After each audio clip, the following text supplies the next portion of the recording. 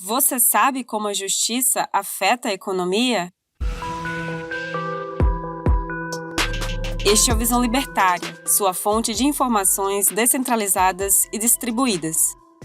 Geralmente, quando pensamos em países desenvolvidos, logo nos vem à mente os Estados Unidos ou algum país europeu, em geral, países do hemisfério norte. Porém, a Austrália é um ponto fora da curva. Apesar de alguns países do hemisfério sul terem uma economia boa e estável, a Austrália é um dos poucos países que podem ser chamados de desenvolvidos. Geograficamente, a Austrália é similar ao Brasil, com áreas mais secas ao norte, algumas florestas e uma grande biodiversidade, mas, economicamente falando, a Austrália é exatamente o oposto do Brasil. O PIB per capita da Austrália é aproximadamente 9 vezes maior que o brasileiro. E mesmo se compararmos PIB por poder de compra, que é uma métrica que leva em conta o custo de vida do lugar, a Austrália ainda supera o Brasil em 3,5 vezes.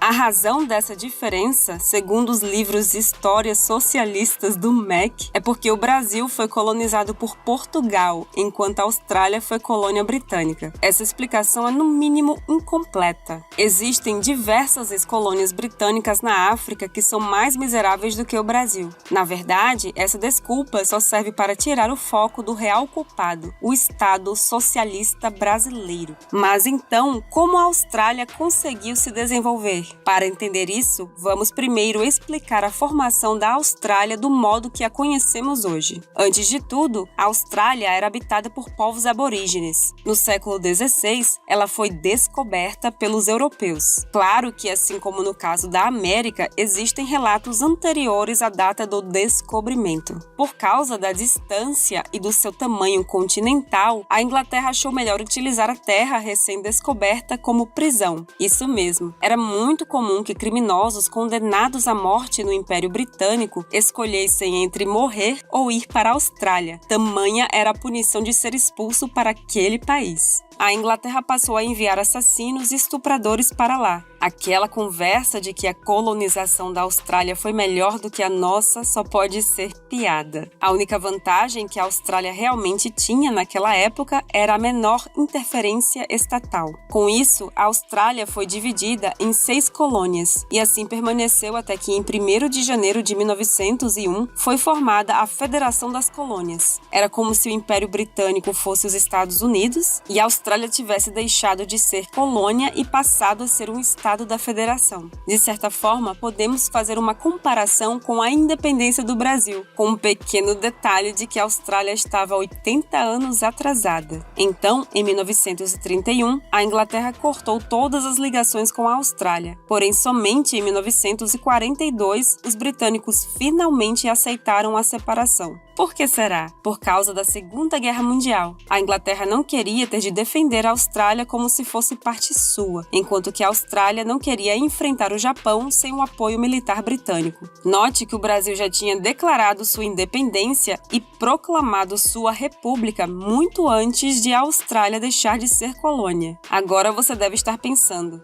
este é o ponto em que vão falar de liberalismo econômico e como isso fez a Austrália passar o Brasil. Mas é aí que você se engana. Claro que o liberalismo econômico foi o causador do sucesso australiano. E se você vem acompanhando esta série há mais tempo, você já sabe disso. Porém, vamos focar em um ponto diferente: o sistema de justiça. Na média, os países colonizados pelos britânicos são mais ricos do que os colonizados por Portugal e Espanha. Por que isso acontece? Claro que a resposta não é somente um fator, mas existe um ponto que é pouco explorado: a segurança jurídica. Veja bem, existem 2 tipos de sistema de justiça: o civil law, que é baseado na lei e é o sistema utilizado pelo Brasil, e o common law, baseado na jurisprudência, ou seja, decisões anteriores de outros juízes, e é aplicado na Austrália. Mas vamos voltar às origens de cada sistema. O civil law vem de uma herança romana. Lembre-se que nesses países o que valia era a opinião do rei ou da maioria. Digamos que o rei julga um ladrão culpado e o condena à morte. A partir daí, o que vale é a lei. Portanto, todos os ladrões seriam condenados à morte. Porém, imagine que um amigo do rei é pego como ladrão e no julgamento o rei o condena a pagar apenas uma multa. A partir daí, todos os juízes do reino terão de condenar os ladrões ao pagamento de multas, já que a lei lei mudou. O mesmo podemos ver hoje, aqui no Brasil. Se os juízes de uma Suprema Corte decidem que criminosos condenados em segunda instância devem ser presos, mas um político amigo dos juízes é pego roubando, eles mudam de ideia e a partir daí passa a valer o novo entendimento. Por outro lado, o Common Law se baseia na forma de justiça privada. Vocês lembram do vídeo A Economia da Islândia? Aquele sistema legal existia também na Irlanda antes do domínio inglês e influenciou muito na construção do Common Law. Nesse sistema, os juízes eram vinculados às suas decisões passadas. Se um juiz decide uma coisa e depois muda de ideia porque o novo caso envolve um amigo, então as pessoas não vão mais confiar nesse juiz e deixam de procurá-lo. A lei poderia até mudar, mas as decisões tomadas sempre tinham que se manter coerentes. Se você está aqui, já deve saber que justiça estatal não é justiça. Mas o simples fato do Common Law se basear mais na justiça privada, que é a justiça de verdade, já o torna muito superior ao Civil Law.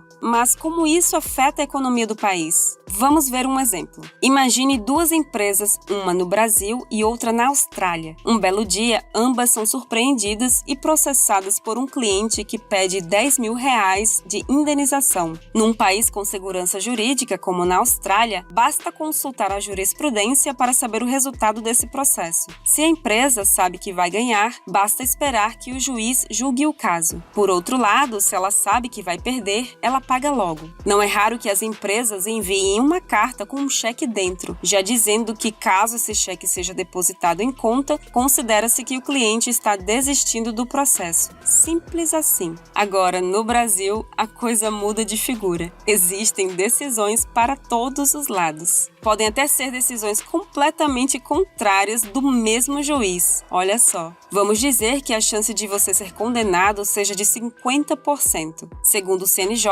em 2018, a média de duração de um processo desse tipo é de 6 anos e 2 meses. Digamos que esse processo se iniciou em janeiro de 2015. Na média, ele terminaria em março de 2021. Ao final do processo, esses R$10 mil, corrigidos com juros legais, seriam quase R$35 mil.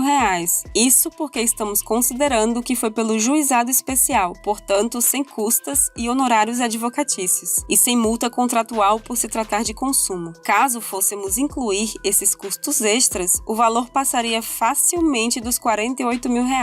Na Austrália, caso a empresa esperasse ganhar a ação, nada mudaria, mas se esperasse perder, bastaria colocar na planilha de custos o valor pago, digamos R$12 mil, sendo esses R$2 mil extras como uma forma a mais de convencer o cliente a desistir do processo e continuar com uma visão positiva da empresa. Já no Brasil, você não tem como ter certeza. Então a empresa teria de calcular a chance de ganhar ou perder e deixar um dinheiro reservado para pagar a indenização caso perca o processo. Agora compare os gastos das empresas. A australiana gastaria R$12 mil na pior das hipóteses, enquanto que a brasileira teria de guardar uns R$15 mil e, na pior das hipóteses, arranjar mais R$20 mil para pagar. Isso é um grande responsável pelos preços de produtos serem extremamente caros aqui no Brasil. A falta de segurança jurídica afasta investidores e gera incertezas, que serão quantificadas pelo mercado e adicionadas aos preços dos produtos. Mas por que estamos falando disso em um vídeo sobre a economia da Austrália? Esse fato poderia ser aplicado a qualquer país colonizado pelos britânicos, mas o ponto é que a Austrália foi um passo mais adiante. Ela se tornou uma empresa em 2009. Veja bem, estados se financiam de 3 formas: cobrando impostos, que sempre é impopular, imprimindo dinheiro, que gera inflação, portanto tem um limite de quanto pode ser feito, ou pedindo dinheiro emprestado, conhecido como emissão de títulos do Tesouro. Esses títulos geralmente são o investimento mais seguro de um país, pois todos os países querem continuar a pedir dinheiro emprestado, e deixar de pagar faria com que ninguém mais queira emprestar. Além disso, a falta de fundos nunca seria um problema, já que o governo pode roubar mais da população ou imprimir dinheiro para pagar a dívida. Porém, em tempos de crise, como a de 2008 ou o nosso momento atual, a arrecadação do governo baixa, ao mesmo tempo em que o Estado se vê obrigado a gastar mais para acalmar sua população. Não demora muito para algum político socialista vir com a ideia de fazer uma auditoria na dívida, ou seja, calote. Nesse caso, as pessoas param de emprestar para o governo, pois não sabem se ele vai realmente pagar. É aí que a Austrália tem uma vantagem. Caso as pessoas deixem de emprestar para o governo da Austrália, ainda podem fazer empréstimos no nome da empresa Commonwealth of Australia, LLC, que chamaremos de Austrália Ltda.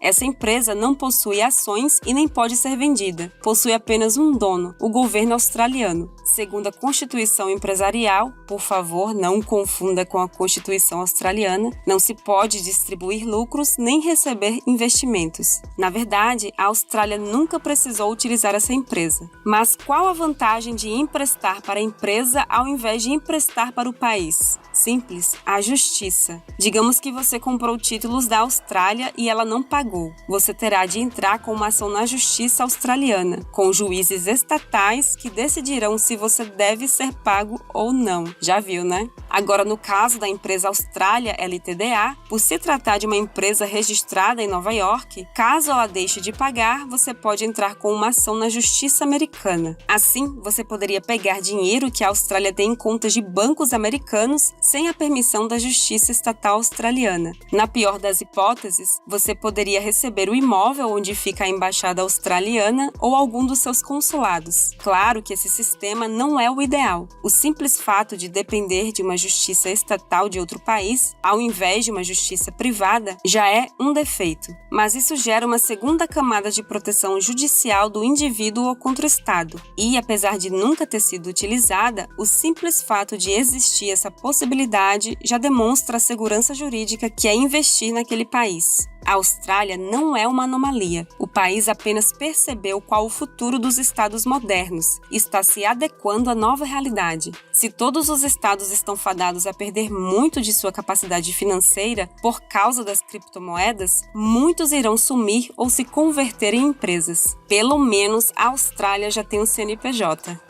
Obrigada por sua audiência. Este artigo foi sugerido e escrito por Liber Rhodes, revisado por Paulo Almeida e narrado por Baby Yoda. Se você quiser contribuir para a causa da liberdade, clique no like e compartilhe o vídeo em sua rede social. Considere também se inscrever em nosso canal e clicar no ícone de campainha. Até a próxima!